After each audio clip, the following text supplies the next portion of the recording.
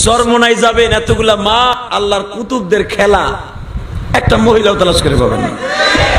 তো এটা বন্ড করবেন কেমনে?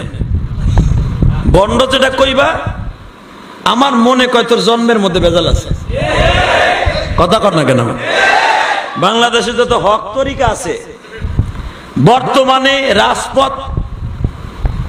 রাজপথের লড়াকু সৈনিক এবং ওলিদের মধ্যে এক নাম্বার কাতারে যদি কেউ পড়ে থাকে, এক নাম্বার কাতারে যতগুলো আছে তার ভিতর হক তরিকার মধ্যে শর্ম নাই।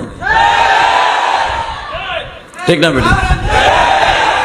অতএব আর বাংলাদেশে যদি রাজপথে যদি যে কোনো মুহূর্তে কোরআন বিরোধী, আল্লাহ বিরোধী এই সমস্ত উলামা ইকরামের আমি যদি প্রশংসা করি, আমার প্রশংসা আল্লাহ করবে।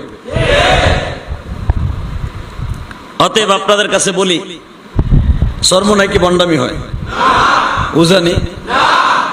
উজানি কিন্তু মোনাজাত করে দিচ্ছে। অনেকে কয় কি জানেন, কয় এই ওয়াজে গজব করছে, ওয়াজের দিনে বৃষ্টি হইব কে? এ মগার মগা ওয়াজ নয়, বৃষ্টি হইলো তো মমতাজ যেখানে যাবে ওখানে বৃষ্টি হইতে। কথা কন না কে? যেখানে জেমস গেছে কুড়িগ্রাম, ওখানে দিয়ে জনমের নামা নামতাছে, তো ওই বৃষ্টি তোর কোন বাপে দিছে? এগুলো হলো জানেন কি করতে হয়? আমার গোপালগঞ্জের এক চাচাই কইছিল, জারুতে বান থাকা পর্যন্ত যেন না ছাড়া হয়।